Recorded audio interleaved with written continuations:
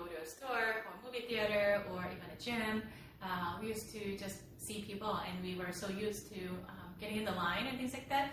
But yeah, and some of us actually might have complained a little bit. It's just too crowded. Like, I don't like the urban life, or I don't like the fact that there are so many people in one place.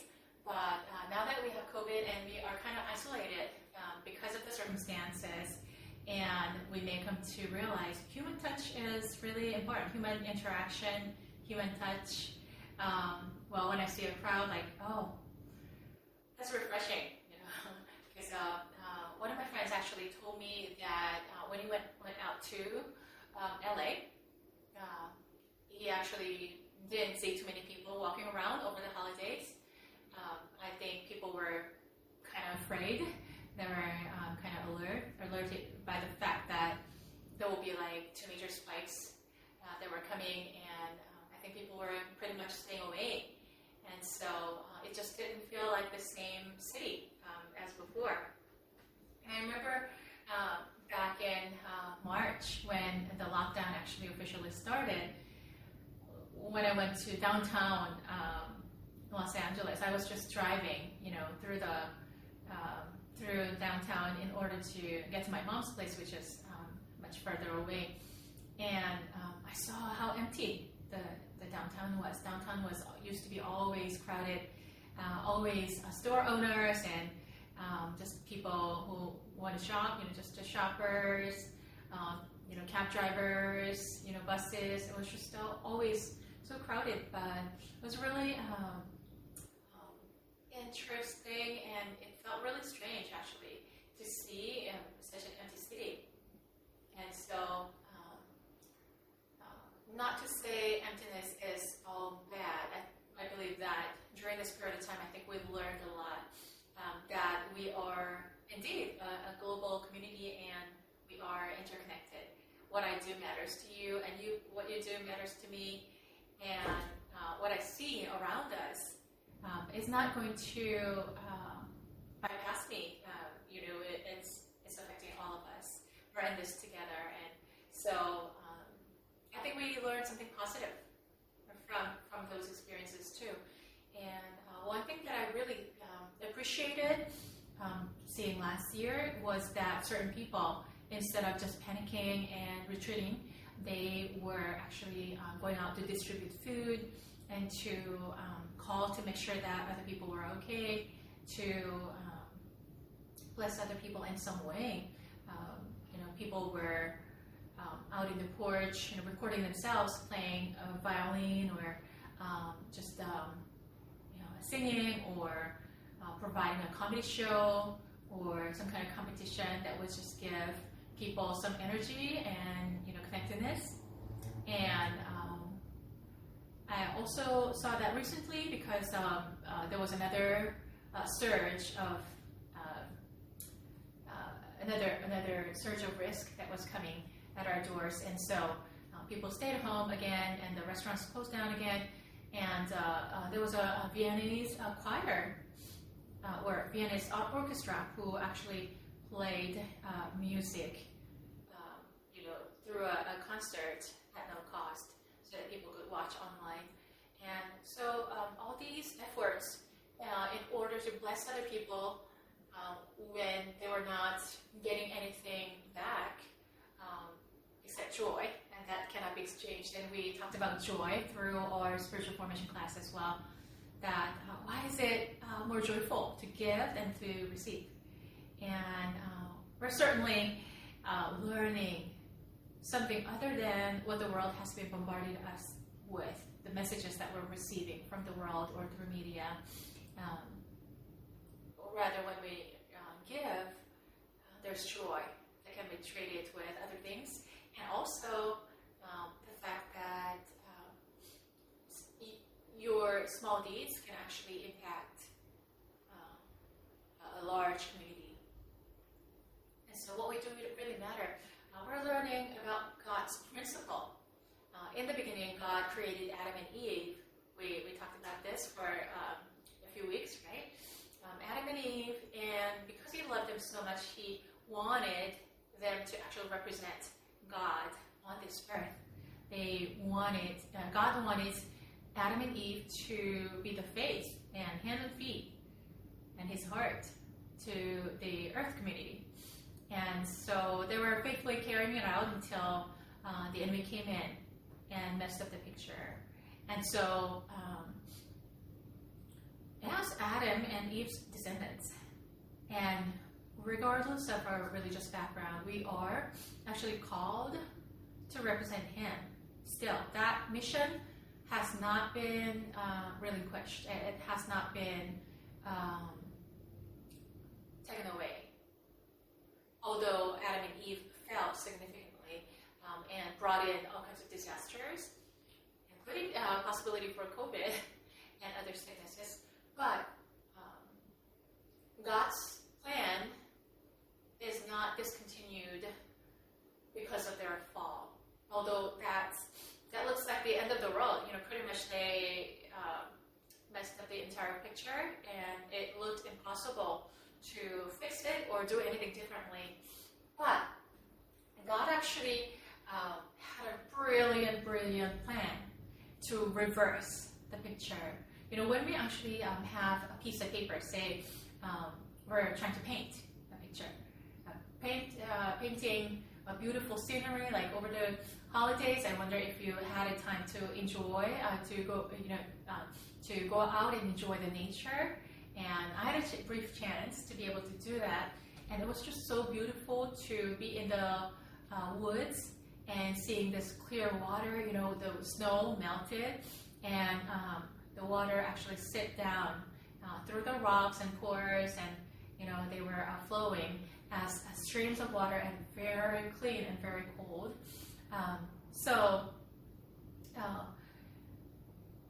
It was.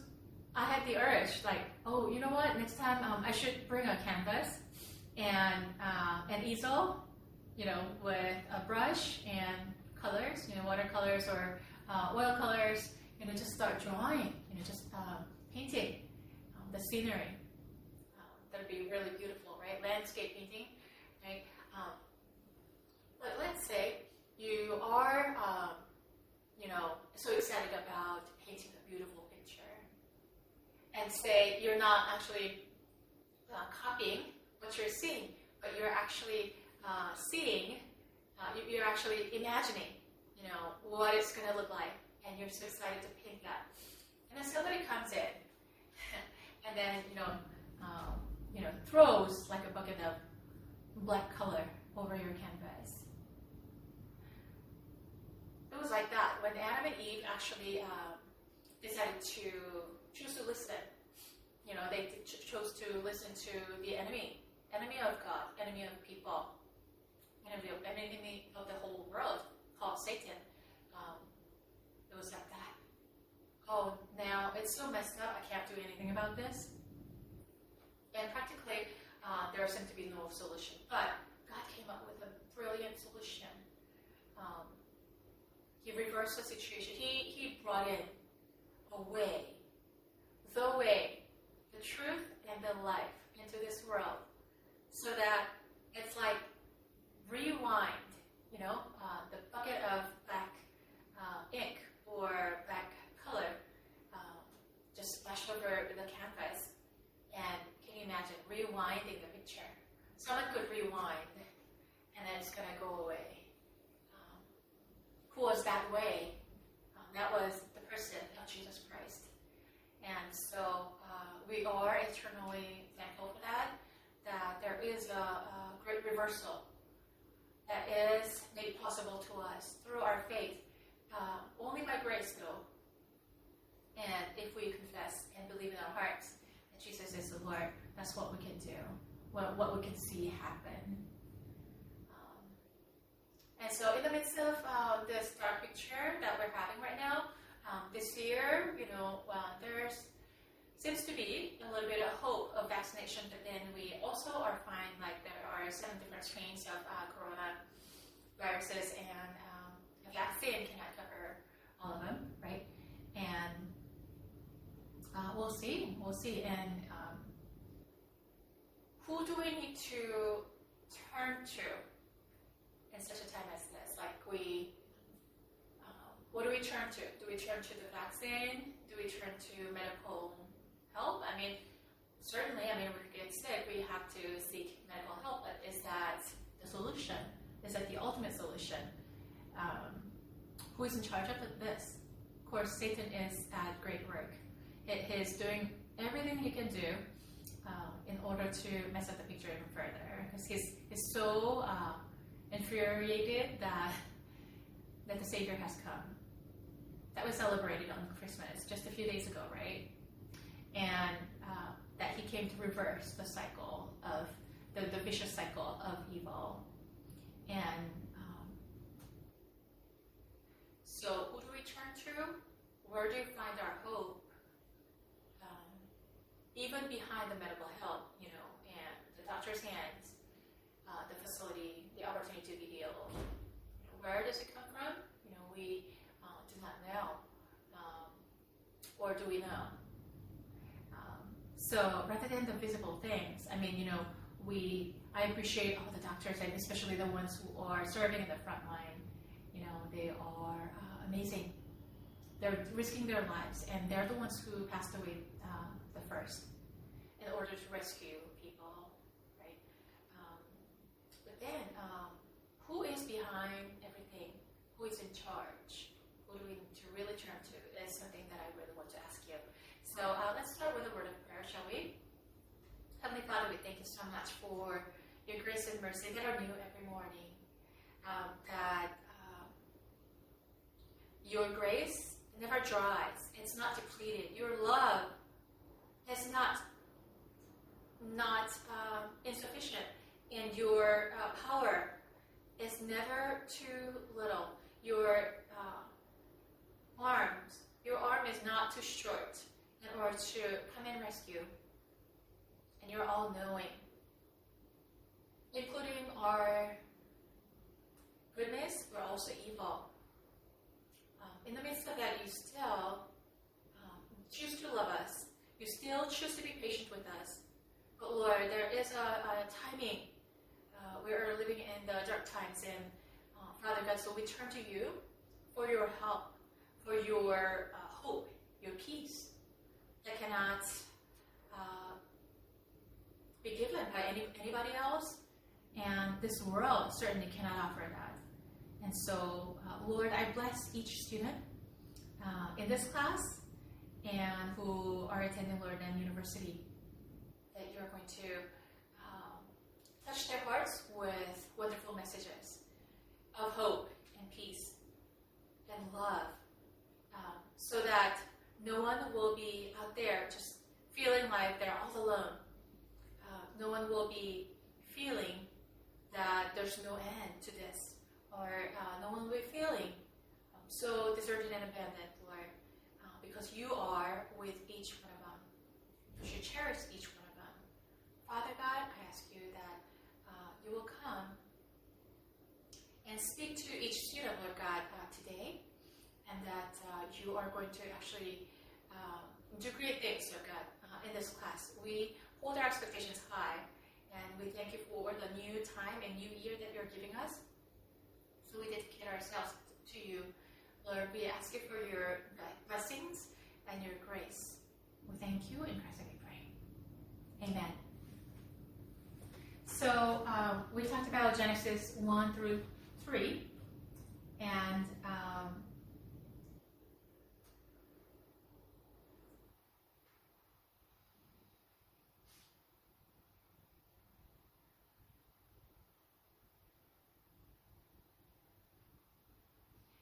we want to talk further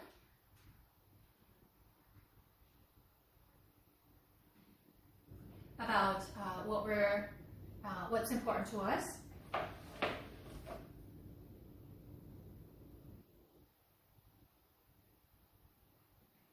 So we're going to turn to Genesis chapter 6.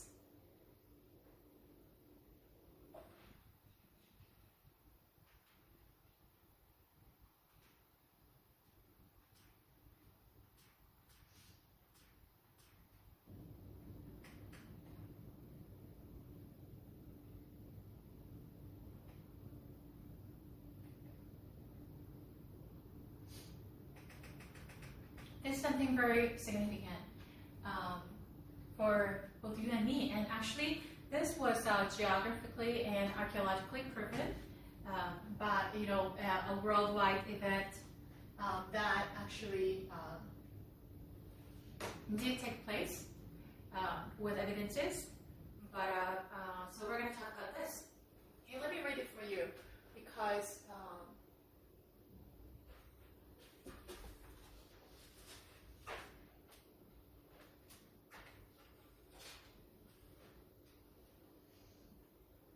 this is something really intriguing, but also pretty significant for all of us. And you're going to see why. Okay, so I hope it's large enough for you to see. Genesis chapter 6.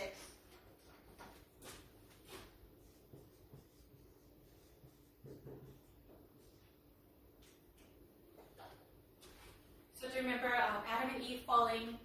And then what happened is their son, they had two sons, and their names were Cain and Abel.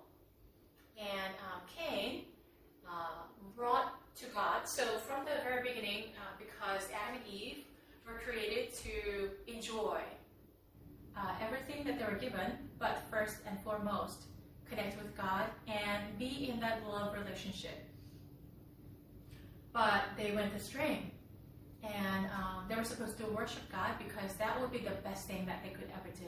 That would be the best thing that any human being can do. The reason is because when we are worshiping God, it's like connecting to the power source. So without the power, your phone batteries may go out, your laptop may go out, your TV may go out, right? Even your heater will go out, right? But once you plug in, that's when you are recharged and you're able to go on. In our lives, although so many people are just walking around, they seem to be fine. Physically, they seem to be fine. But without connecting to the power source, which is God, without connecting to Him relationally, we're just dead. Physically, we might be walking around, but spiritually, we are dead. And that's what happened to Adam and Eve. And when they gave birth to Cain and Abel, they inherited the spiritual DNA of sinfulness of Adam and Eve. So just like we oftentimes inherit the wrong genes, if our parents have like hypertension or say diabetes or things like that, there is a high chance that the children will actually inherit the same kind of will inherit those genes, and therefore there's a higher possibility of getting those illnesses, right? And just like that, the spiritual illness is also transmitted. We just don't see it, so we can't really tell.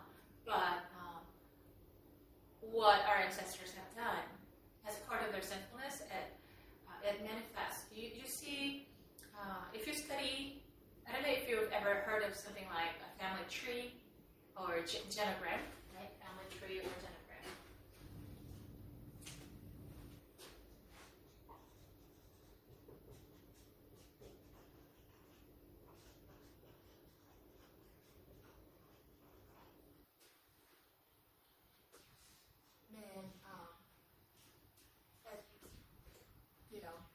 You start from the ones that you know, right?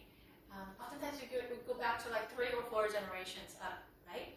And so your great-grandfather, and your grandfather, and your father, and yourself, and that's on your father's side, but on your mother's side, maternal great-grandfather, maternal grandfather, maternal, your mom, and then yourself. So like, it looks like a tree because,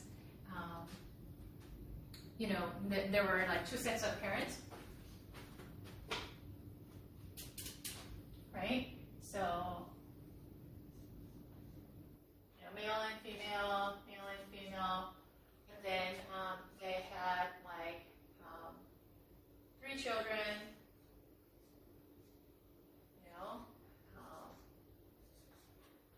and then here they had 4 children, or 5.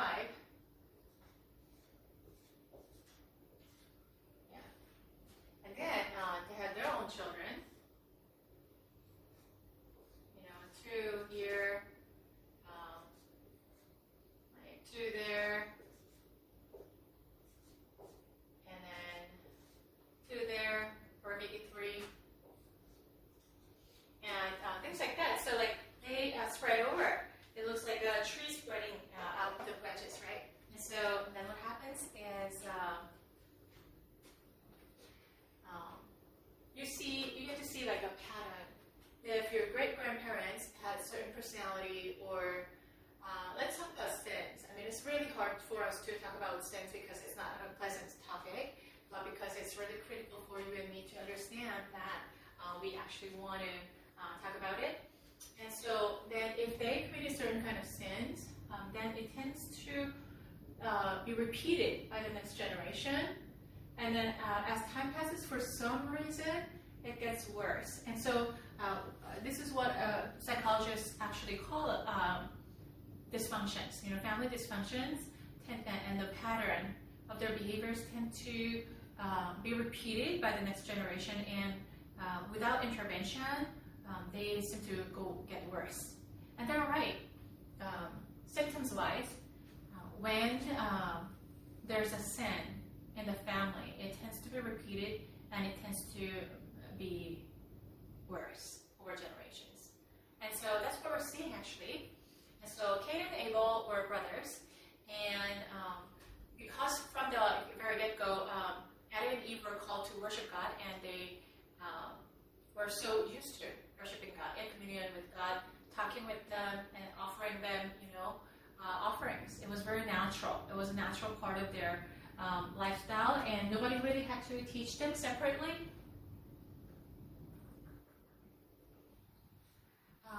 Let's go back and talk about this because I think it's worth giving attention.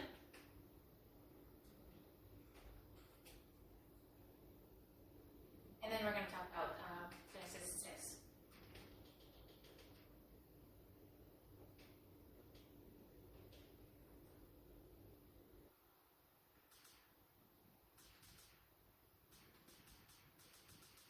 So Adam made love to his wife Eve, and she became pregnant and gave birth to Cain. She said, "With the help of the Lord, I have brought forth a man." Later, she gave birth to his brother Abel. Now Abel kept flocks, and Cain worked the soil. In the course of time, Cain brought some of the fruits of the soil as an offering to the Lord. And Abel also brought an offering, fat portions from some of the firstborn of his flock. The Lord looked with favor on Abel and his offering, but on Cain and on his offering he did not look with favor. So some people say, like, is God fair here? They both brought something, but for some reason, they're treated differently. Is that, isn't God unfair? But actually, if you go back to the New Testament, it explains why. Okay, so Hebrews chapter 11 says, "Now faith is confidence in what we hope for, and assurance about what we do not see. This is what the ancients were commanded for. By faith, we understand that the universe was formed at God's command." So right there. So in the beginning, we talked about in the beginning, right? Genesis chapter 1 and also John chapter 1 both start with the word in the beginning. And there was God, and the Spirit of God was hovering over the universe.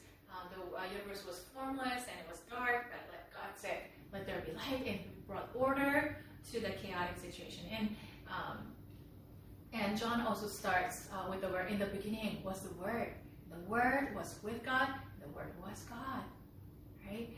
And so they're not coincidentally utilizing the same words, although they were written in different languages, right? One in Hebrew, the other one was written in Greek. But there's such a striking resemblance between those two chapters because the authors were inspired by the same Holy Spirit, and especially the author of the book of John wanted to make sure that the audience understood that the God that was talked about in the book of Genesis chapter 1 is the God that he's talking about in John, in the book of John. So by faith, we understand that the universe was formed at God's command, so that what is seen was not made out of what was visible. So what we see, especially human beings,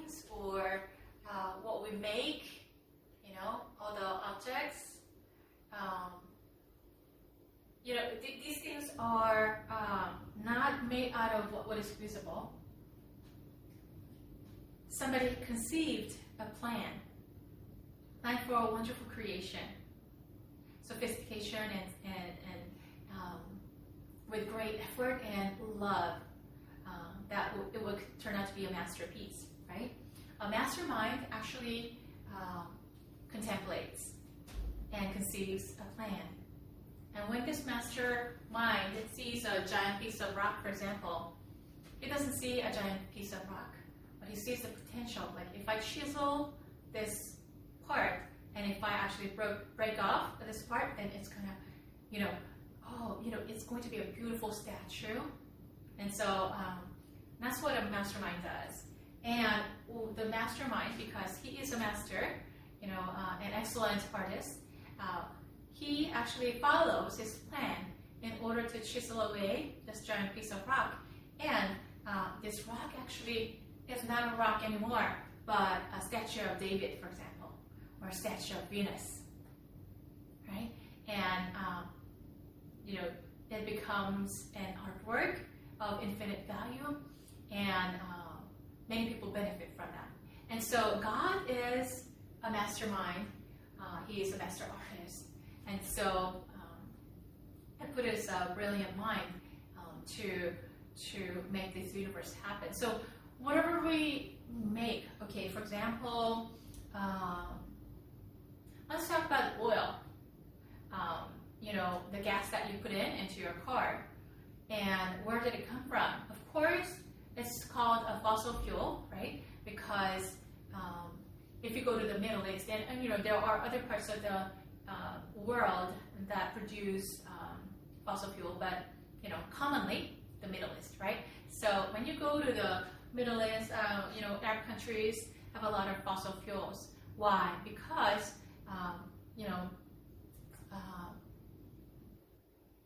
millenniums ago, or millennia ago, right? All these creatures, all these animals and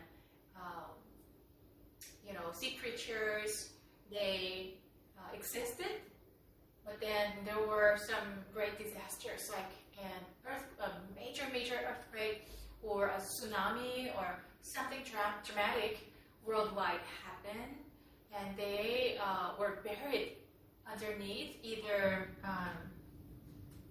lava or some kind of mud. It's not just the mud that we see regularly.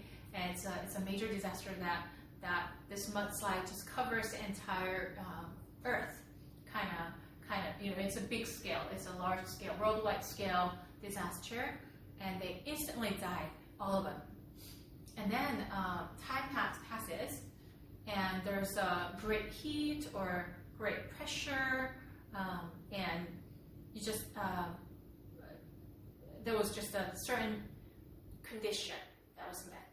And they turn out to be fuels, like they turn out to be raw gasoline, raw oil.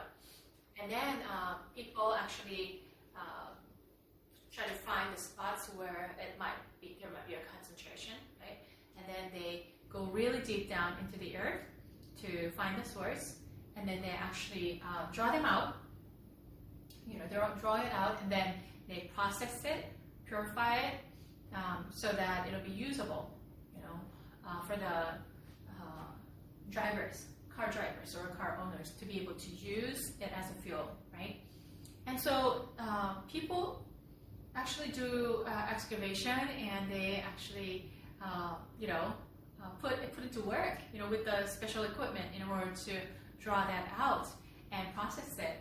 And so they sell it at a pretty high price, I think. But where did that come from? Did they actually make it? Did anybody make the fuel? If there's anybody who made it, that's God, right?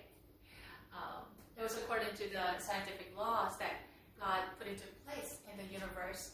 And according to that law, these sea creatures and all the animals turned into a fuel that we could use. We might have discovered it, we might have rediscovered it, but we certainly did not make it, right?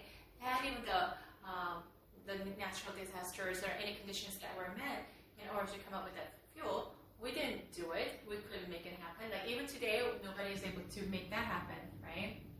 And that's why fossil fuels have been a valuable resource to all of us. Because we cannot make it happen. We cannot make that process happen.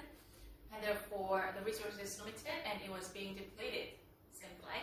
And so there were futurists, researchers, and gurus that were really concerned that we might actually use up all the resources that we have, and one day there will be like a war, battle against each other, fighting for the limited, scarce resources. And that's what we heard when we were growing up. And I'm not ignoring the whole thing, but now that I'm a grown up, what I'm hearing now, what are you hearing about fossil fuels?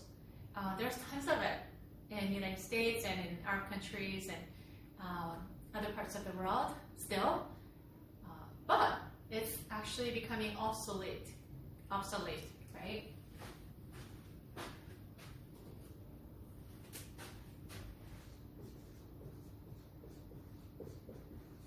Meaning useless.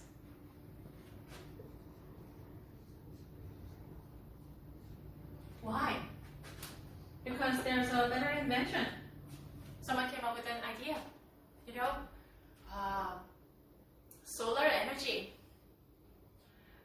wind energy, and nuclear energy, and electric energy.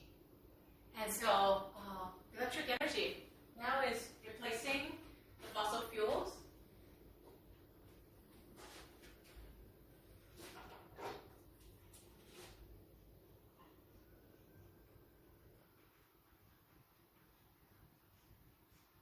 Is replacing. I don't know how to express replacing, so I'm going to just put a little symbol here. It's replacing the fossil fuel, right? So the fossil fuel, before it is depleted, people were talking about like being depleted by 2050, 2030, 2050. But instead of that, actually it's being replaced by electric energy, right? So there are electric cars, electric stoves, electric everything. And people are utilizing solar energy to a great deal. Especially in sunny Southern California, it works really nicely, right?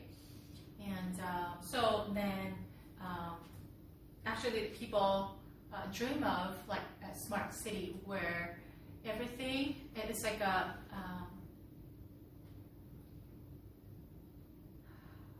zero-sum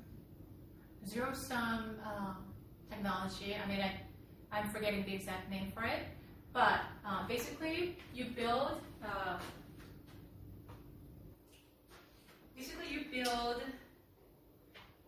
city. So what happens when you actually have a city? Say you plan for an apartment community first. So there are high-rise buildings, and you want to make it. I mean, in order to be energy efficient, you have to make it really. You have to make the city wise long, and then it has to be really narrow. So it looks almost like a freeway. If you make the city that way, then you can be really efficient with the energy. And so you build buildings, but then you also utilize like the basement.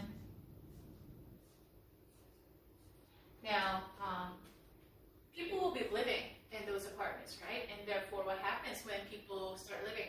They create trashes, right? And so trashes not only harm the environment, but also it takes certain cost, amount of money in order to process it and to either, whether it involves sparing or burning, or hopefully we won't throw it out into the ocean, and some countries have done it.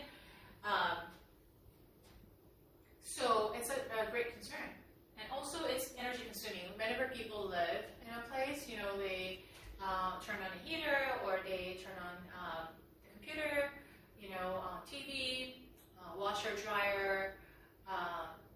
Some people use like dishwashers, microwave, hair dryers, and listen to music. Whatever they're doing, it costs energy, right? And so then a city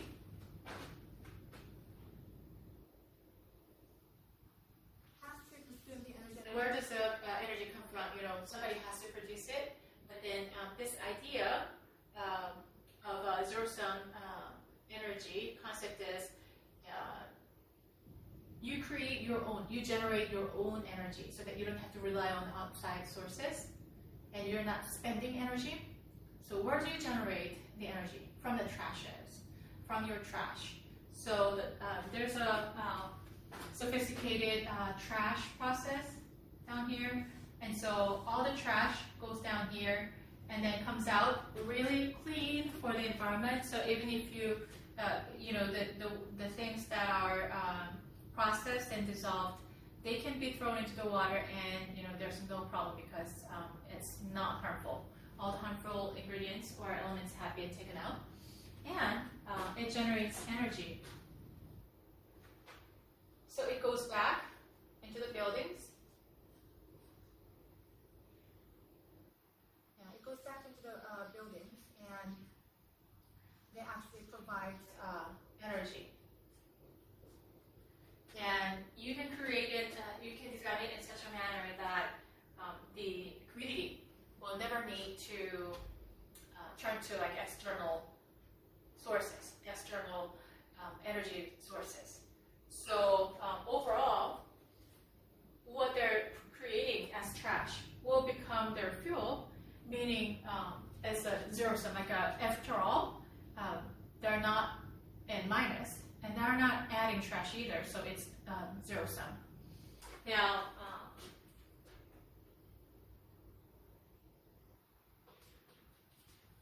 people are brilliant, but I wonder who gave them this creativity, this mind.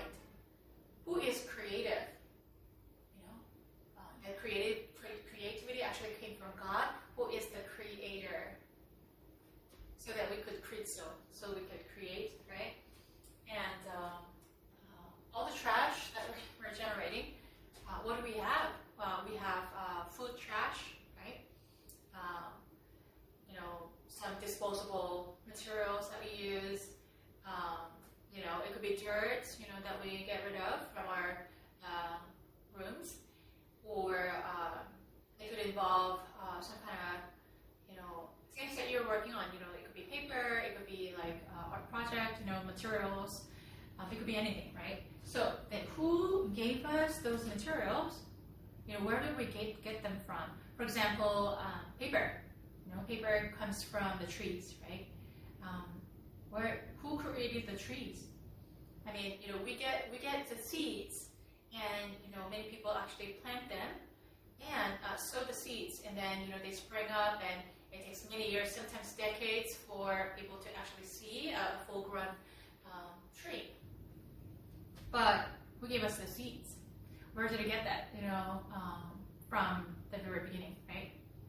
And who gave us the materials, like, for example, to even make plastic materials, like the plastic chairs or tables, or anything that's made up of plastic, like, where do they get it from? Get it from. So we tend to assume that human beings are so creative, and we there's a hope, in medicine and technology and science.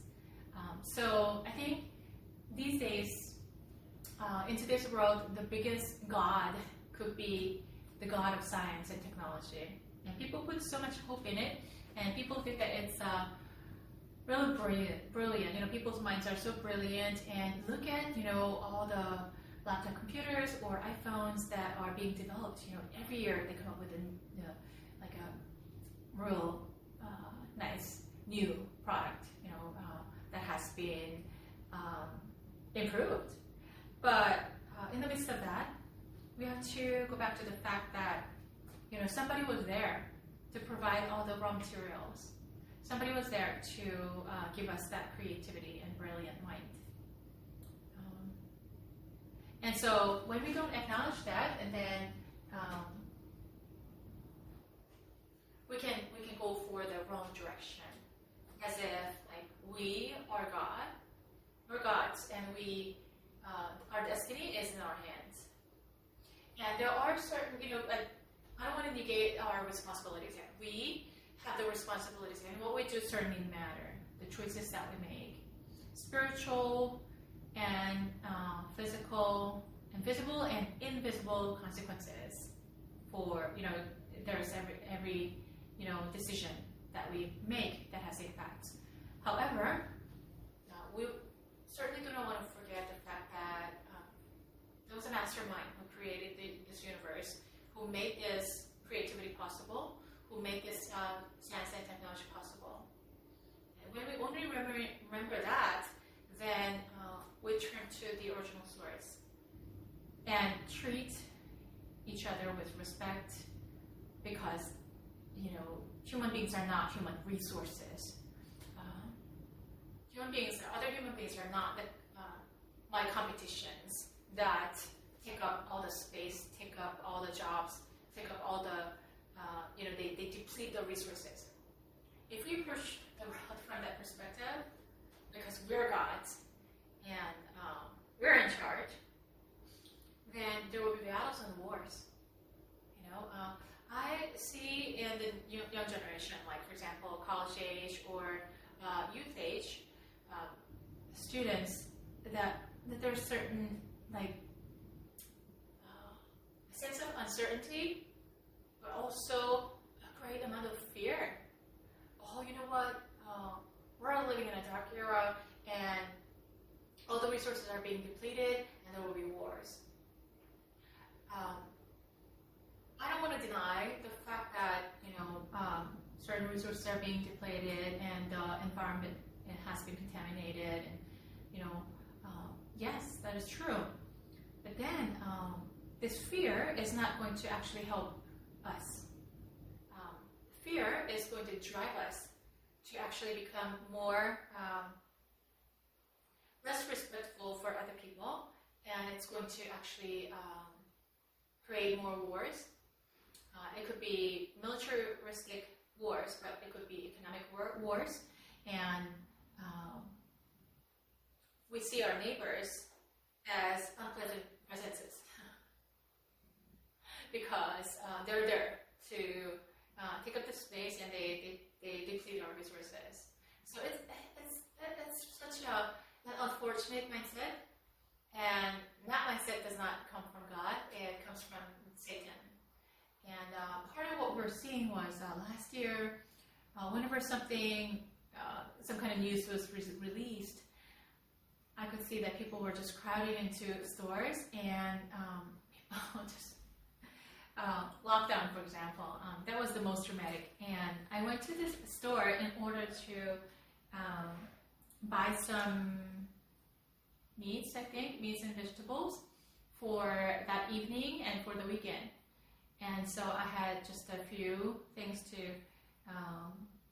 check out, and I saw this huge, there was such long line for each cashier, and the line was spiral, and it was extended to the outside of the store. It was a pretty big store, and I could see people were not happy. They were not talking. And there's such a sense of fear, and each person had a cart overflowing with merchandises. And if you just shake it a little bit, the cart would actually flip, and all the merchandises would just scatter all over the floor.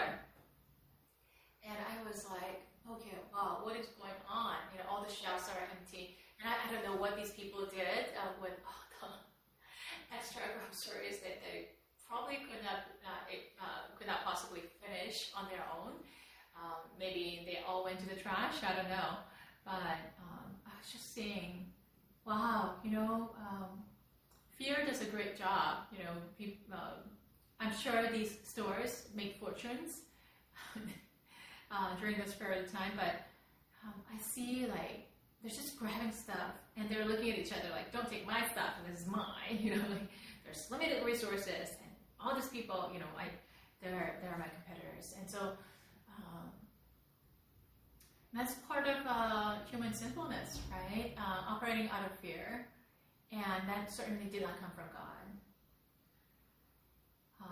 Versus, I also saw another person, another family who were believers' family,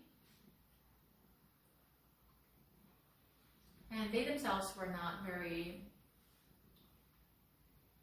they were not doing too well because they used to be a dual earner family, but because of the circumstances, the husband had to move and the wife also followed, and she had to let go of her job, and therefore they were not doing well. But because they are hearing the voice of God instead of the news, the news are important. News, we have to watch it, but then which voice? If there's conflict between God's voice and the news, the voice of the human beings, who do we listen to? It's very important because that was also the question back in the Garden of Eden. Eve, instead of choosing to listen to God, she listened to something else, someone else. And that was the beginning of tragedy. And so today we are dealing with the same challenge, and we want to choose right. We want to make the decision to listen to God rather than taking in and soaking ourselves in the news that give you fear, worries, doubts,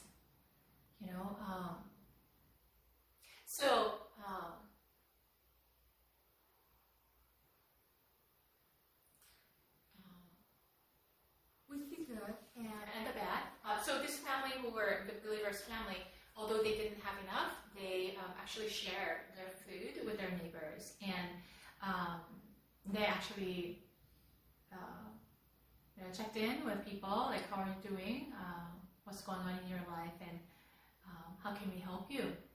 And so by saying, how can we help you, and they practically allowed their helping hands to be provided for their neighbors, and they were so thankful. At that time, like, one of the precious commodities, I don't know what's up with it, is not even food, but it was toilet papers, right? Do you remember? And so this family, actually, they were running out of toilet papers, and their neighbors, instead of hoarding, toilet papers like regular families, they actually brought in toilet papers to them. It's more than just sharing food or any other items, because at that time, for some reason, on people's mind, like, I have to hoard toilet papers. And while people were doing that, they were doing the opposite thing. They were bringing in to this godly family and gave them as free gifts toilet papers. And it was mutually, there was a synergy of love for each one of them. And so what I'm saying is, our perspectives are really different. Our perspectives create different atmosphere, different circumstances. And if we approach our lives and our future as humanity from that perspective of abundance that God provides, that we can bless each other in the midst of, or when we're not too well off, we can still help each other, then this world will be a different place. Now, back to Cain and Abel. By faith, Abel brought God a better offering than Cain did. So, by faith, he was commended as righteous when God spoke well of his offerings. And by faith, Abel still speaks, even though he's dead. So, this is the reason. Although Genesis chapter 4 does not describe in detail why Abel's offering was looked with favor, and Cain's offering was not, right? But this is the reason. It lays out because Abel, when he brought God this fattened calf, he brought in his faith. His priority was God. This is my cherished animal, and I'm going to actually offer this to God because God is my first priority, and because I believe that this was given to me. It's not mine, but it was given to me by God, and so I'm going to just offer it up to Him. So that was the mindset.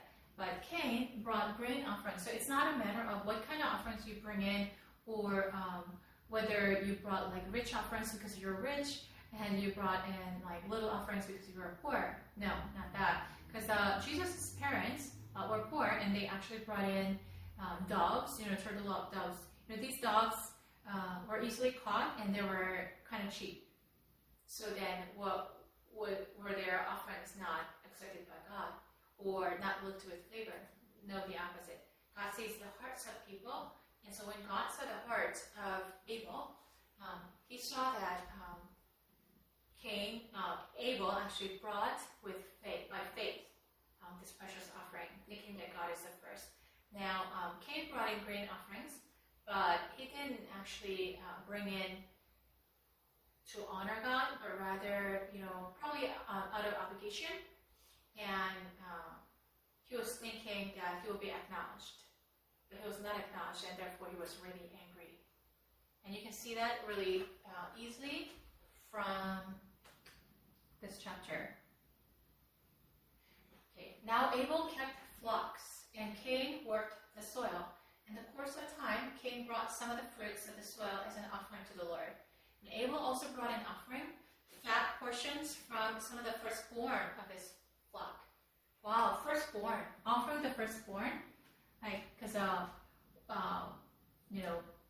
flocks are really important. They were considered as your property, your wealth, and it was important for you to actually keep it, and especially the firstborn, so that the firstborn will grow and give birth to further calves, and so that your flock will increase. But it brought the best of the best. Like the moment it's born, like it's not mine. I'm gonna offer it to God, and there's such a heart of worship there.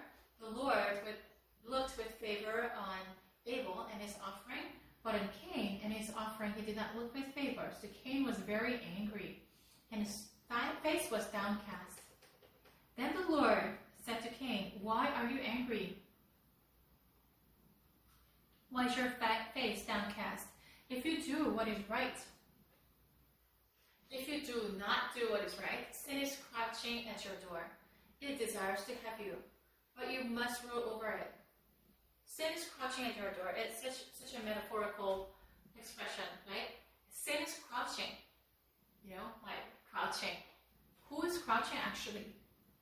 It's Satan, who tempted Adam and Eve to eat from the tree of knowledge of good and evil that they were not supposed to pick from, right? And sin is crouching at the door again. The desire to have you. Satan wants to have you. And why is your face downcast? Why are you angry? Why are you angry at God when you know that God is good, all good and holy, and you have to look at yourself in order to figure out what's wrong? But instead, you're angry by the fact that God looked his brother's offering with favor when he did not have the right heart, right? Now Cain said to his brother Abel, "Let's go out to the field." While they were in the field, Cain attacked his brother Abel and killed him. So although God actually gave him a chance, why are you so upset and angry? If you do what is right, shouldn't have accepted. He could have gone back, repented, "I'm so sorry, Lord, I will bring a different offering," and he might have gone back and brought out the best offering, maybe the first fruit of his harvest, right? He could have fixed it, but instead he chose to remain angry with God, and he said, "Okay, now God is not giving me a favor, so I'm going to go ahead and actually kill my brother. So now, out of anger was conceived a murderous plan, right? Now Cain said to his brother Abel, let's go out to the field. While they were in the field, Cain attacked his brother Abel and killed him. Then the Lord said to Cain, where is your brother Abel? I don't know, he replied. Am I my brother's keeper? Wow. Instead of saying, Lord, I was really angry. I lost my mind, and I created a crime. Could you please rescue me? He said, am I my brother's keeper? He's arguing with God. The Lord said, what have you done? Listen, your brother's blood cries out to me from the ground. Now you're under a curse and driven from the ground, which opened its mouth to receive your brother's blood from your hand. When you work the ground, it will no longer yield its crops for you. You will be a restless wanderer on the earth.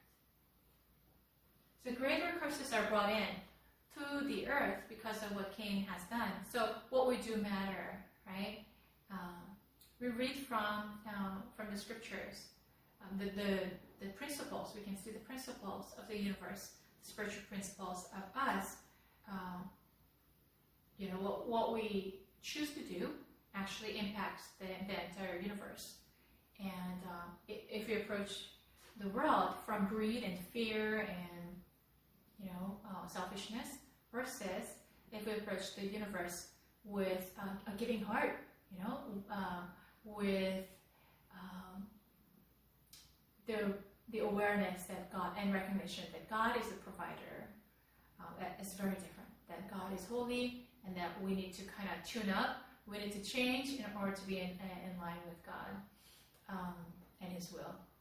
And so certainly Cain did not do that, although he was given a chance to actually change his behaviors. Yeah. So I'm going to just stop here. There's more of the story. God still protects Cain from being murdered because He just loves us the way we are, but He doesn't want us to stay the way we are. Precisely because He loves us, He wants us to be transformed, right? So as time passes, we see more and more dysfunctions of the family. At first, Adam and Eve were after sinning, they started blaming each other, right? That woman that you gave me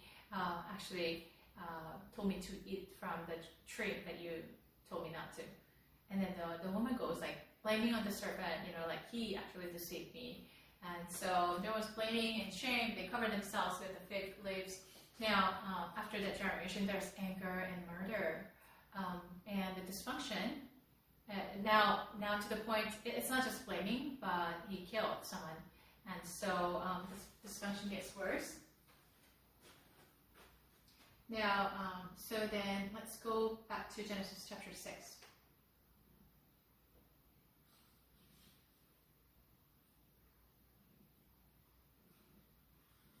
When human beings began to increase in number on the earth and daughters were born to them, the sons of God saw that the daughters of humans were beautiful, and they married any of them they chose. Then the Lord said, my spirit will not contend with humans forever, for they are mortal. Their days will be 120 years. So they were supposed to actually live forever, but now their lifespan is limited to 120 years as a result of their sin. The Nephilim were on the earth in those days and also afterward, when the sons of God went to the daughters of humans and had children by them. They were the heroes of old, men of renown. The Lord saw how great the wickedness of the human race had become on the earth, and that every inclination of the thoughts of the human heart was only evil all the time. The Lord regretted that He had made human beings on the earth, and His heart was deeply troubled. So if you remember from Genesis, you saw that God created human beings and it was very good. But now, just a few chapters later, the Lord regrets Wow. So the Lord said, I will wipe from the face of the earth the human race I have created, and with them the animals, the birds, and the creatures that move along the ground, for I regret that I have made them. So the animals have not done anything bad, they're just, living their lives and they're walking around, right? However, because of the human beings, they're suffering together with them. Because of the curses that human beings brought in to the universe, to the earth, when we sow seeds, it's not abundantly producing like the Garden of Eden. Now it takes like sweat of the brow, and lots of work, and we get such little harvest. It's a result of sin. But Noah found favor in the eyes of the Lord. Yeah, there was one man.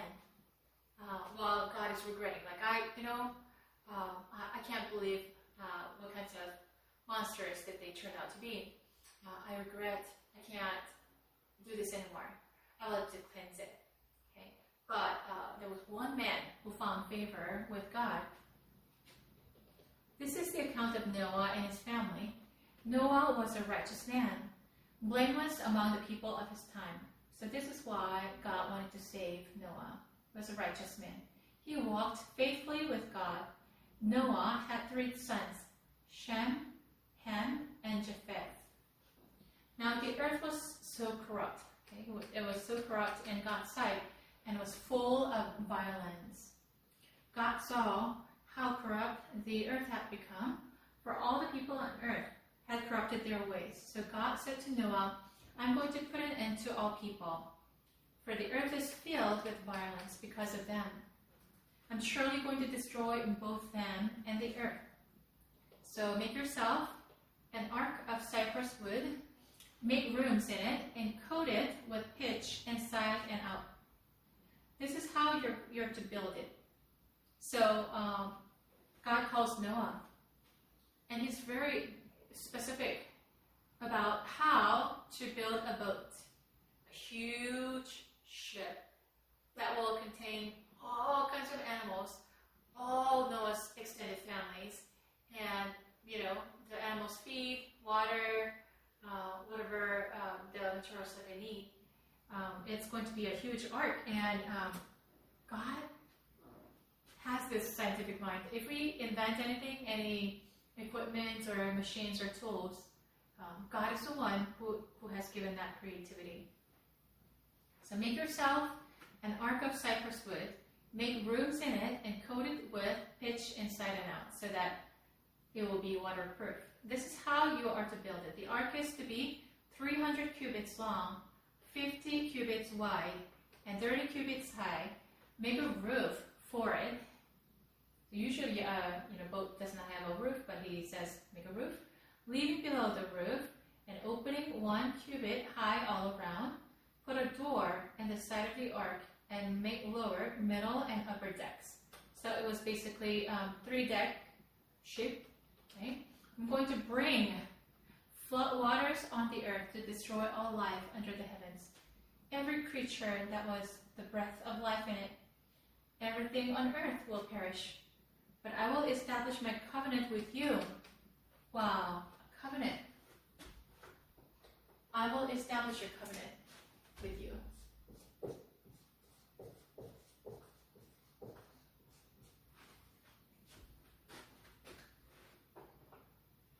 By the way, what was the first covenant? So covenant is 2 parties agreeing to carry out certain duties, right? It's mutual.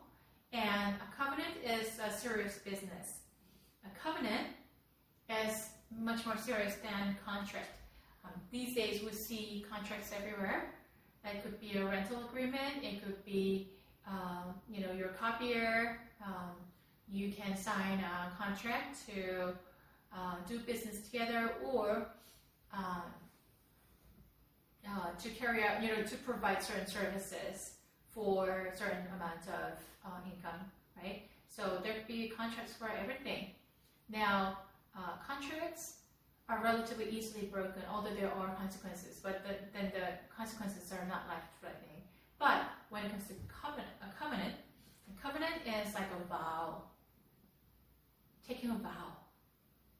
I swear that I'm going to carry out my duties. If you do this, and the other party is doing the same thing, if you're faithful to me, I'm going to actually carry out my duty. And so it's at least two or more parties, right? And if one person, because it's a vow, one person or one party breaks the covenant by not carrying out the duties, then what happens?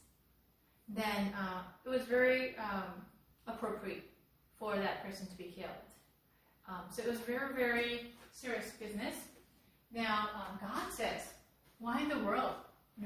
God is so mighty and He is holy and He's so different from human beings, but He wants to enter into a covenant with a mere human being. I will establish my covenant with you, Noah, and you will enter the ark, you and your sons and your wife and your sons' wives with you. You are to bring into the ark 2 of all living creatures, male and female, and keep them alive with you.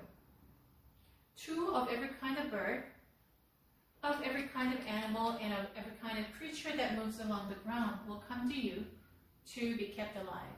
So, it's not that Noah had to build the ark, which is a giant project, which is likely to take many years, and he had to run around in order to hunt for male and female of each kind of animal. That would have been insane, right? So instead, God ordered the animals, you come to Noah, line up, and then you're gonna just usher them into the ark. And that's your duty. This covenant starts with your obedience. You have to build an ark just precisely according to how I have instructed you, and also the animals. You have to heed my instructions and take them in. You are to take every kind of food that is to be eaten and stored away as food for you and for them. Wow, every kind of food, that's quite a bit, right? Noah did everything just as God commanded him. So this is how Noah is different than other people. When we see Cain, although he was given a chance to actually change his behavior, he did not change, but rather he went further to do more harm, holding on to something that was not pleasing to God, that God called out. But Noah did everything just as God commanded him.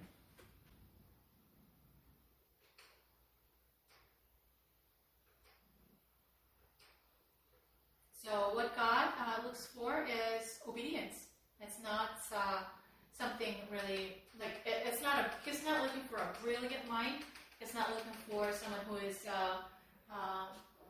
big in stature, who is so physically strong, or even good looking, or with high educational background, with certain families. He doesn't look on the outside, but he actually sees the heart. If you have the heart of obedience, and if you honor me, then I will honor you, is his approach. The Lord then said to Noah, go into the ark. Finally, so the scriptures sometimes don't describe all the details, because if it did, it would turn out to be like this thick of a book.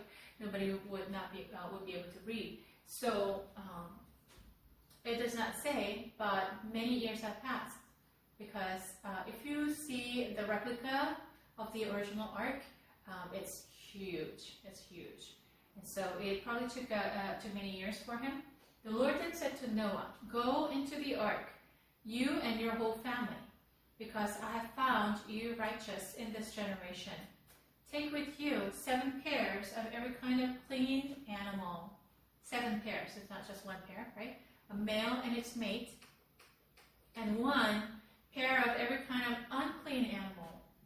Very interesting, a male and its mate. So when God says these are unclean animals and these are clean animals, it's not that He loves certain animals.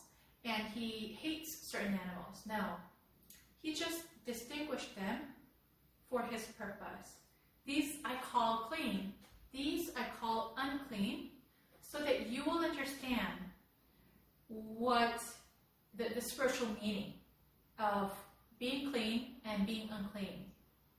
And just like the tree of knowledge of good and evil, don't touch it. Don't eat from it. It didn't say don't touch, but don't eat from it because you're going to die. So, okay, clean animals and unclean animals, you are supposed to gather them together, but only eat the clean animals, right? Only you have to deal with the clean animals only, because you want to know the light. Why darkness? You don't want to remain in the darkness, but you want to be in the light. You want to be in my covenant and my relationship, and you don't want to be outside. So this you do, that you don't. Because I want to teach you my ways. I want to see if you obey me. If there's nothing, I mean, if a child is given no boundaries, like the mom is okay with, the infant to do anything. This child just goes wherever she wants to. She eats anything that she wants to. Mom doesn't say anything when she goes to the floor and wipes the dust and then puts it into her mouth. Or if she, drinks some detergent or something like that, mom doesn't keep her. But does she know that this child is obedient? You can't say that.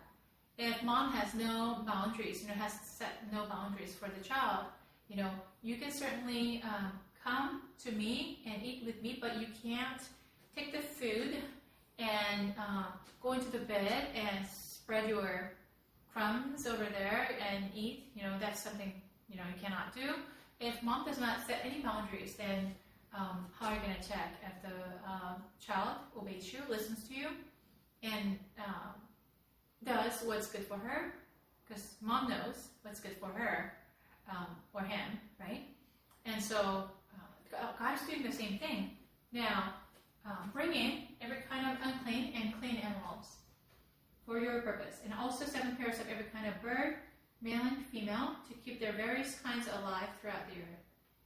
So although he says, I'm going to just wipe the earth with water, he wants to save some of them, so that these chosen people and animals will actually continue to live and continue to spread by their by reproducing, that their generations will live, is his plan. 7 days from now, I will send rain on the earth for 40 days and 40 nights. And I will wipe from the face of the earth every living creature I have made. And Noah did all that the Lord commanded him.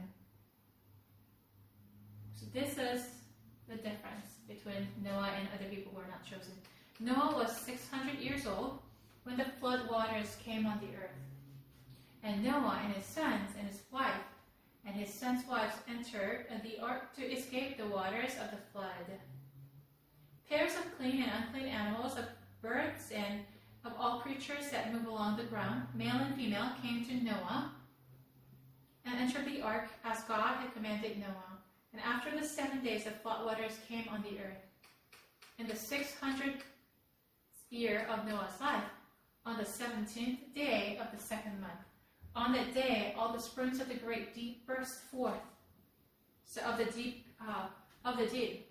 So it's not by rain, just by the rain. Sometimes rain, heavy rains can cause flood. But this is a worldwide flood. And the flood did not just come from the rain, but the springs of the great deep burst forth. And I watched some documentaries and things like that, and there were like great earthquakes and a volcanic explosion, and with that, the earth was releasing like great amount of water, and it was just covering the earth, and there was like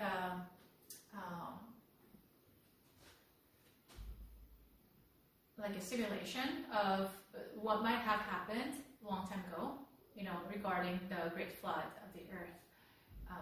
And it was really believable. It was a feasible. It was a possible thing that this actually took place. And rain fell on the earth 40 days and 40 nights, just as God had commanded. So what God says comes true, right? On that very day, Noah and his sons, Shem, Ham, and Japheth, together with his wife and the wives of his 3 sons, entered the ark. They had with them every wild animal according to its kind, all livestock according to their kinds, every creature that moves along the ground according to its kind, and every bird according to its kind, everything with wings. Pairs of all creatures that have the breath of life in them came to Noah and entered the ark. The animals going in were male and female of every living thing, as God had commanded Noah. Then the Lord shut him in. For 40 days the flood kept coming on the earth, and as the waters increased, they lifted the ark high above the earth. So, I don't know where exactly Noah started building the ark. Perhaps on the ground, perhaps on a mountain, because he needed to have enough space to have this, like a building-sized ship, right? And it is possible that he built the ark on a mountain because that's where the resources are. He was supposed to get all the wood pieces, and where does he get that? From the woods. And where are the woods? Probably on the mountains. So there is a possibility. So now people probably thought of him as crazy. What are you doing? What are you working on? And building a shed, when there's no ocean water? Are you out of your mind? People probably thought of him as insane.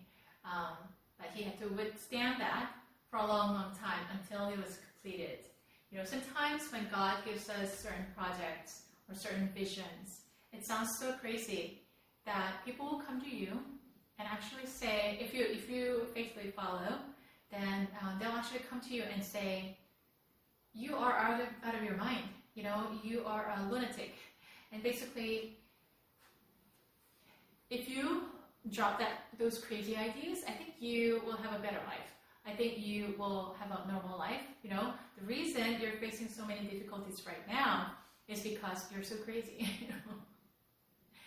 They will actually come and tell you that. I know it for a fact. But God's doing is mysterious.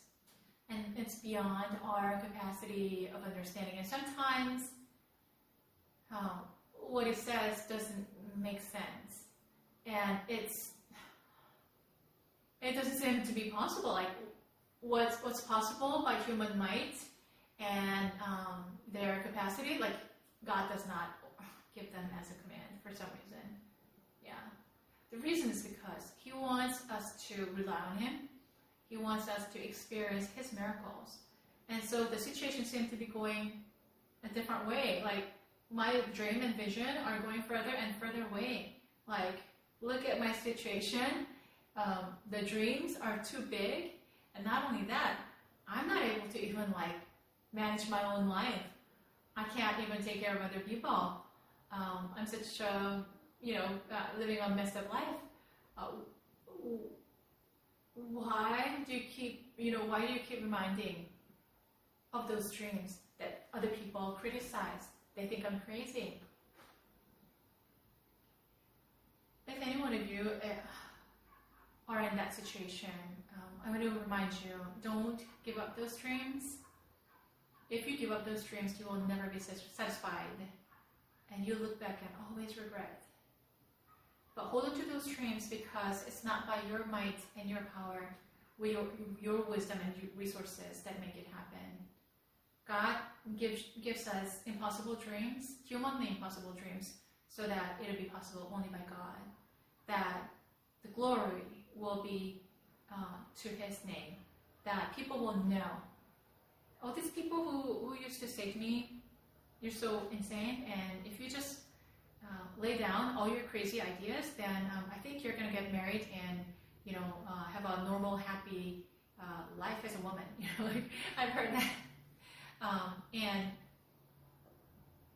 And what they were saying is not just out of criticism, but they were deeply concerned about me. They were concerned about my well-being, and they really wanted to make sure that that I would take a normal path so that I would not be in such a trouble, right?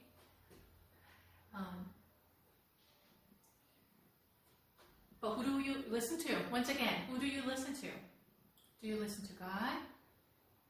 God's crazy ideas? Or do you listen to human beings who sound so reasonable and who seem to really care for you?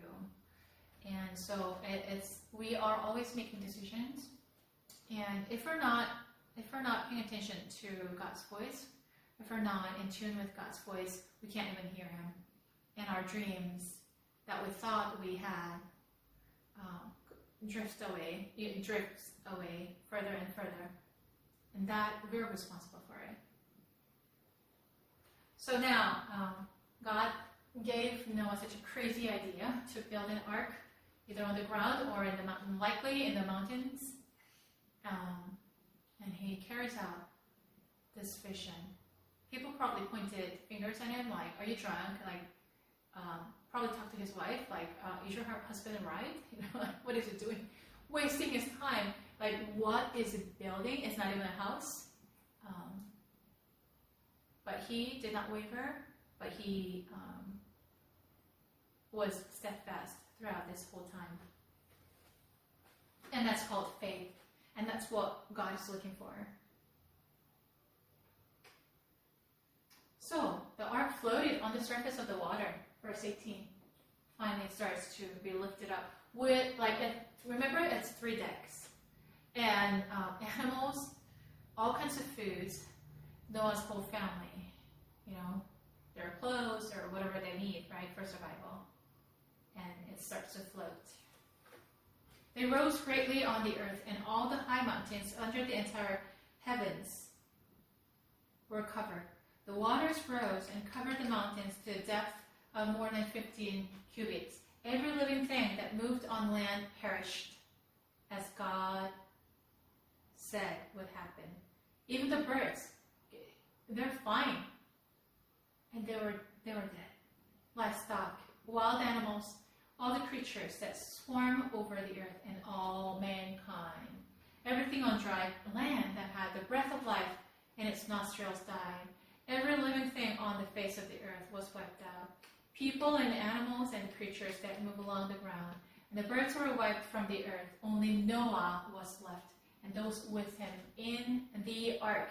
In the ark, the waters flooded the earth for 150 days. So this is pretty significant. The world is turning upside down, and everyone is dying. Everyone is perishing. Now, the only difference, there are a few key differences. One, Noah was faithful to God. He obeyed everything. He believed and obeyed everything. He carried out all the duties of the covenant. So he remained in the covenant.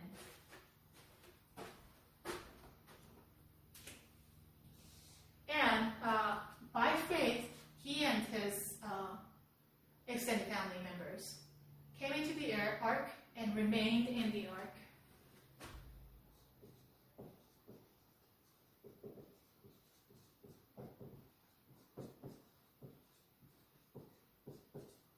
Remained in the ark. So everyone wasn't facing the same disaster, which is called flood. But those who remained in the covenant, those who remained in the ark were saved. So there was salvation in the ark, in the covenant. Outside the covenant, outside the ark, was judgment. So salvation and judgment.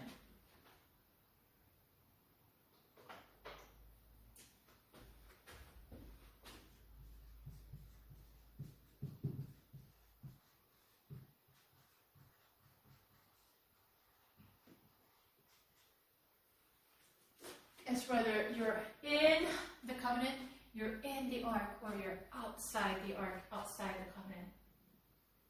Something to meditate on for the circumstances that we're facing today as well.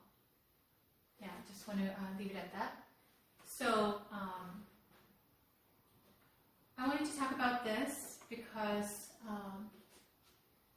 what we're facing is bigger than what we can handle as humanity, right? And there are so many other things that are going on, economically, politically. It's not just the illness, but, everything else. And the world is shaking. Where do you want to go?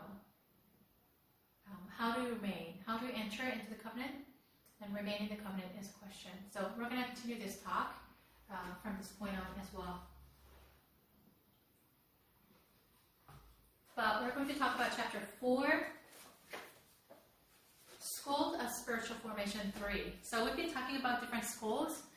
The reason is because we can learn so much from these schools, and much of the heritage we are actually seeing in different practices of today's spirituality as well, spiritual formation. And so we want to understand where certain practices originate from. We also want to go back to the origin so that we want to be restored. Like if we see something good, something we can benefit from, we want to be restored to that. We want to rediscover and actually take it with us. Okay, so we're talking about Wesleyan formation. Wesley. So John Wesley.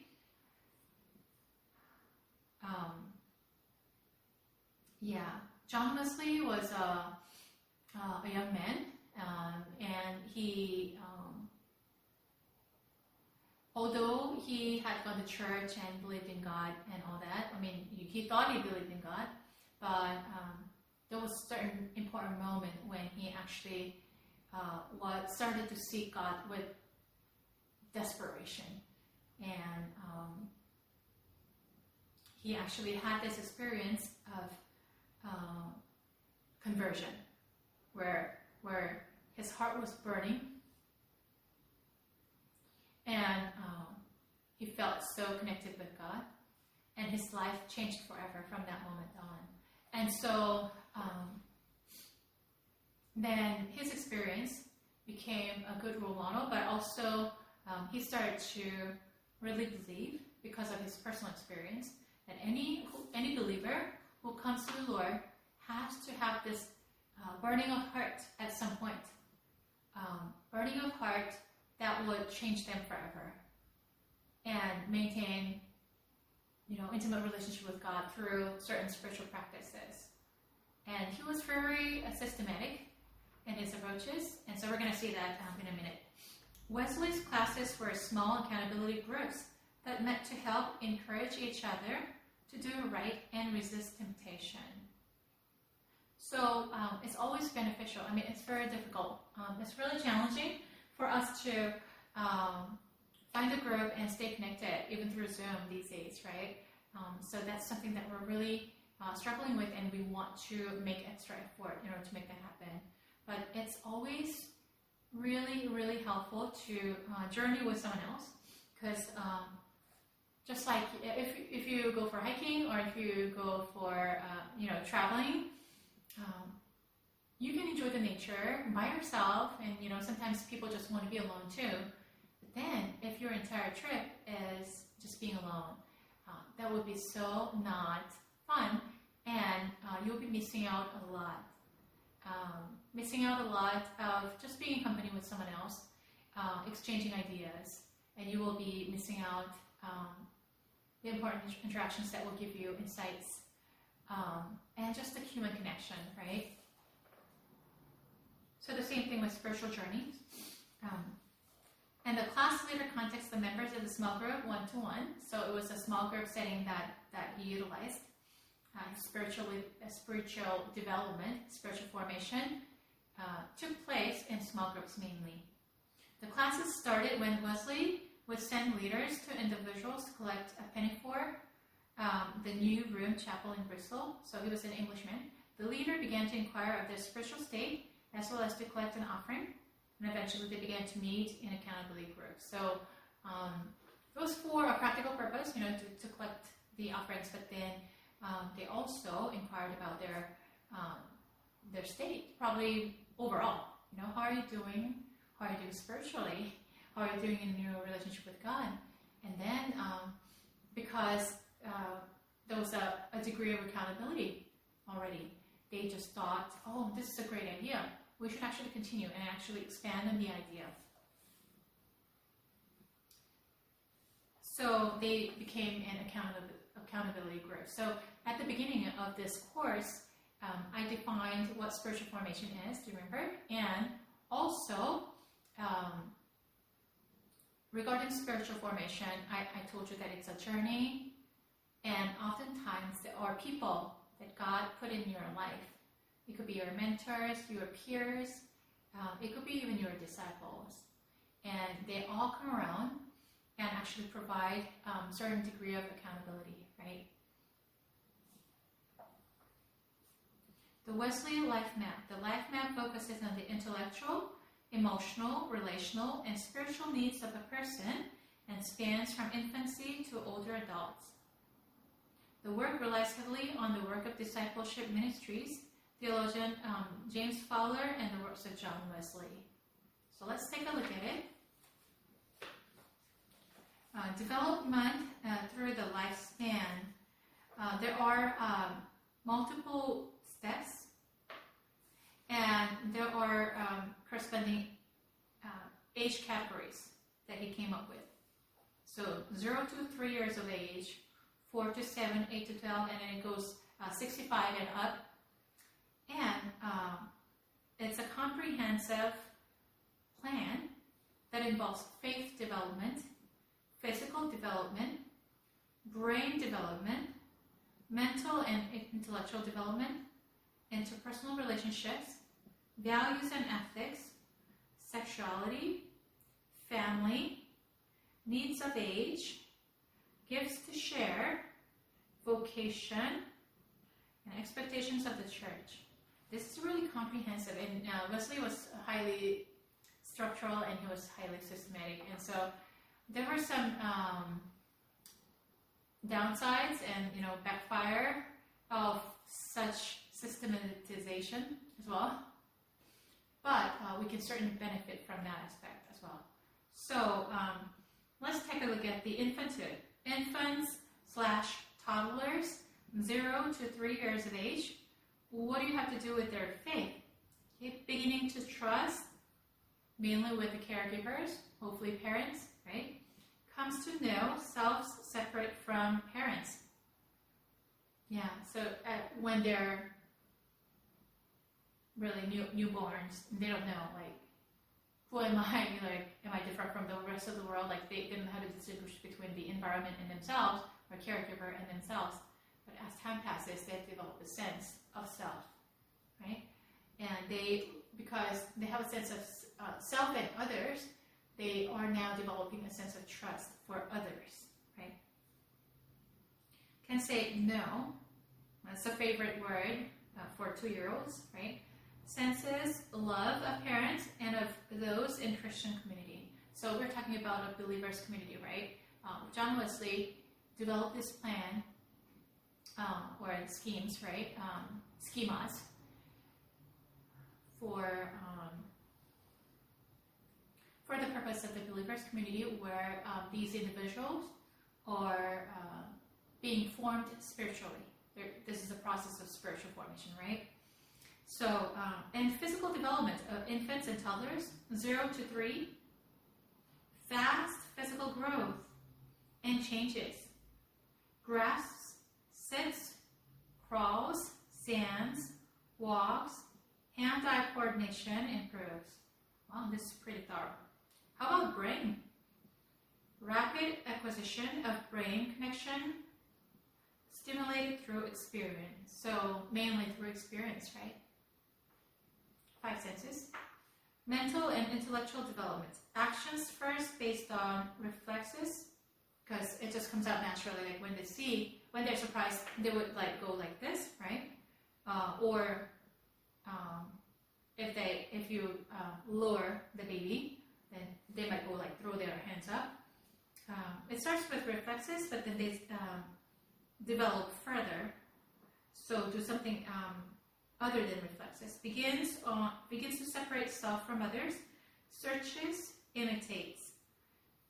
Babies are so good at imitating the sound that they hear. That's why they babble all the time.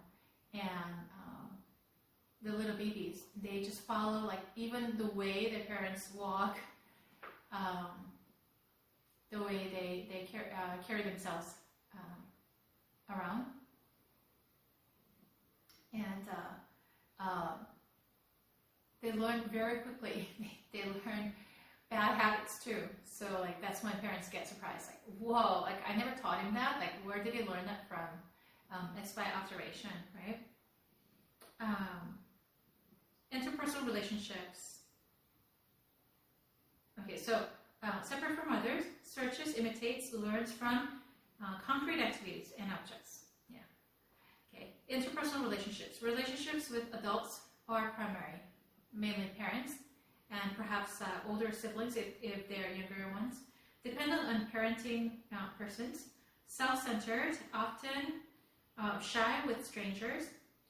Parallel play. So, there might be another infant, but they don't know how to interact yet, but they're just doing their own thing, but beside another individual.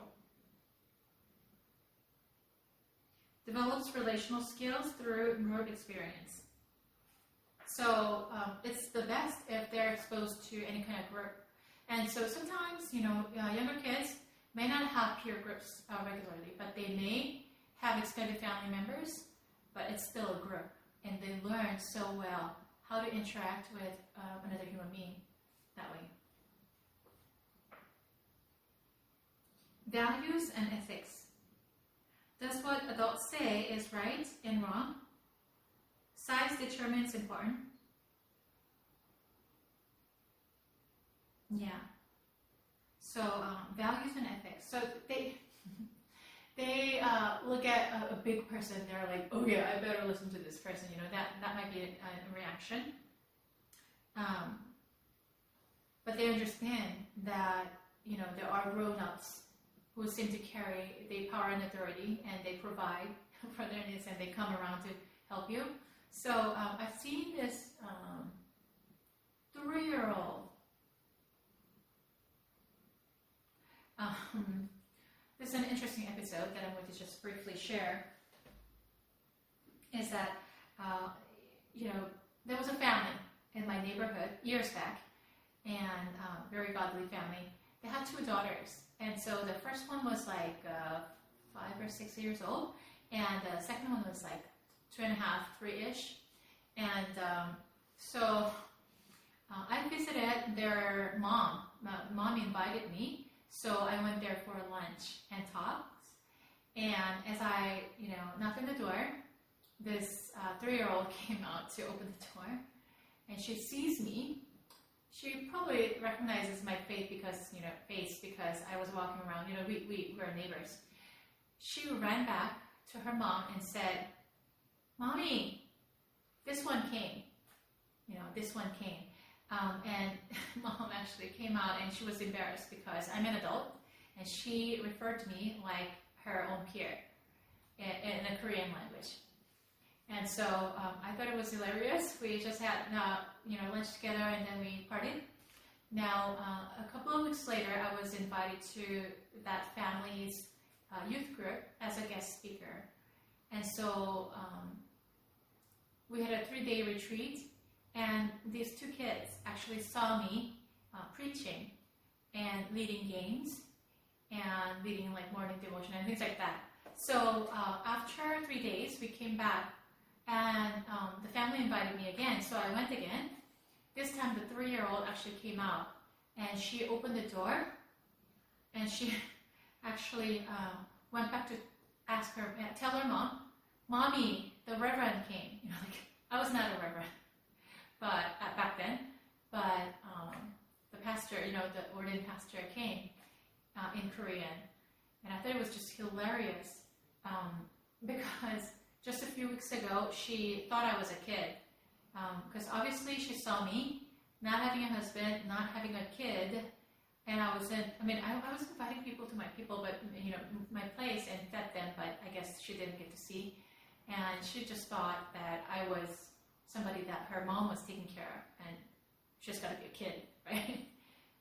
But then she saw me preaching and actually having a certain amount of authority to the youth groups, to the youth members who were older than her, and then she was like, wait a minute, maybe she's an adult, right?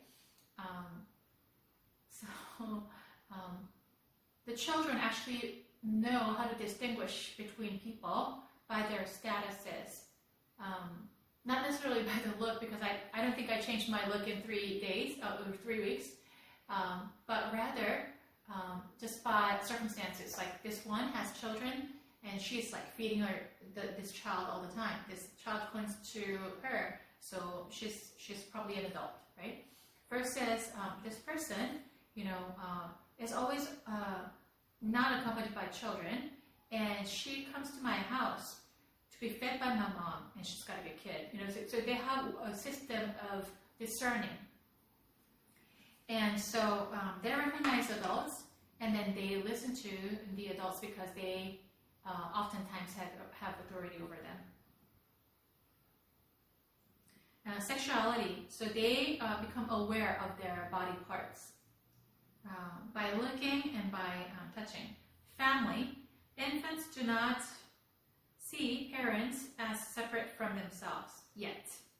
Yeah, because parents tend to always be in their favor. Like they want to do good, they want to be good they want the best for the kids. Needs of age, timely response to needs in order to develop. Gifts to share as hope. Like they need to be raised in hope. Vocation, to grow and explore their world. They're just getting to know what's out there, right? Expectations of the church, safe and loving place. So this is what they need to experience in the church community. For a child to experience spiritual formation, this is critical, is what they're saying. Now, for the time's sake, why don't we jump to early teens, which is on the 4th column. It says age 13 through 14. And this might have changed a little bit because I see that, there are some mature kids who are like 11 and 12 years of age, and they already manifest some of the early teen behaviors and, just their way of thinking. So it might have changed, but say 13 to 14. Faith development, moving toward a more abstract concept of God. So given that this child was raised in faith, right? So they get to understand more abstract thoughts. Ask deeper questions about God, faith, and the church. May see God as distant. Physical development, rapid growth, mature at different rates. Girls earlier than boys, need for movement, self-consciousness. Brain development, prefrontal cortex, formation of judgment, is not yet mature. Limbic system, formation of raw emotions, is overdrive. So they're a little more driven by their emotions rather than discernment and judgment, right? Mental and intellectual development, beginning to think abstractly, can ask complex questions beyond ability to understand. Short attention span. I agree with this. Interpersonal relationships, seeks peer relationships and is influenced by peer perceptions. First love. Self-consciousness. They look like everyone is watching them, right? And they look into the mirrors a lot too. Self-consciousness and needs to know significant adults. Same gender friends. not sure. Probably 11 to 12. Same gender friends, but then 13 and 14, I think they are highly interested in other gender. But peers are becoming more important than their parents now, right? And so it's really important for these kids to be surrounded by the right people. Values and ethics, desire to save the world, and great empathy for those who suffer. Can't distinguish group values from personal values. Yeah, because they are greatly influenced by other people around, right? And even through media, right? Desire to save the world. This is an instinct probably that has been given to us by God. And then they feel helpless that the things that they do are, after, experience after experience, they come to realize there are certain things that is so global at scale that what I do is not going to actually accomplish the purpose that I have set in mind. Sexuality, experiencing physical changes related to maturation, questioning whether one is normal, same-sex friends still. Okay, so am I normal? Like, whoa, this is something that I didn't see before. If they have older siblings, it's much better because the experienced ones will actually share their advice. Family, love-hate relationship, still dependent on family. Parents often perceived as dumb. So I know better, my teacher knows better, my peers know better, the books that I read know better, the internet is more smarter, can be going on through their minds. Needs of age, egocentrism, they're highly centric, selfish, gift to share, energy, passion, enthusiasm, they have a lot of energy, emotional and physical, and they need to be channeled toward the right direction. Vocations, school is work, trying out new skills. So they're mature enough to explore and experiment, and they're able to actually take different opportunities. And oftentimes it's randomly. The opportunities come in the way, and they get to have to do the work, and then along the way, they pick up certain skills. Expectations of the church, a safe place. Safety is so important for anybody and everyone. A place to serve and lead. So it's important for them to not stay as one of the people who are served. And oftentimes churches actually serve them okay, you just stay quiet and we'll serve you the food. You just stay quiet and sit still and don't mess around. We'll do the rest. That approach does not help them develop spiritually.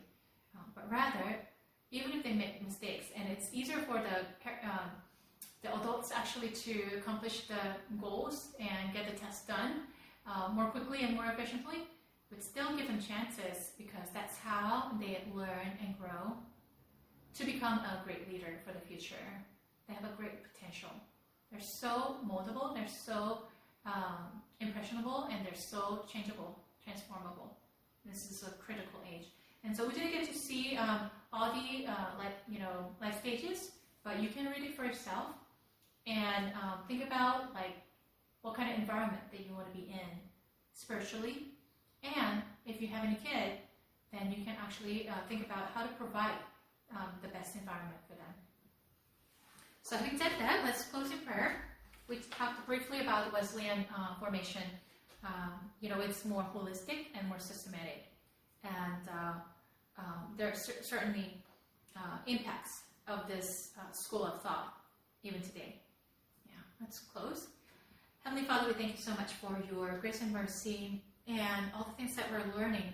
We talked about the Wesleyan school of spiritual formation, and there are certainly things that we can learn greatly from his tradition. But Father God, help us learn from the earlier models, but even improve and make it better, Father God. And we thank you for your creativity that you have given us so that we may be able to imitate you in creating. But Lord, we want to be in covenant with you so that we are protected, we're guided, and that what we do by putting our hands to and with our creativity will be something godly, something that benefits others, that will bring glory to you, rather than harming, rather than destroying. Father God, we ask you for your further guidance today and give us the hope and peace.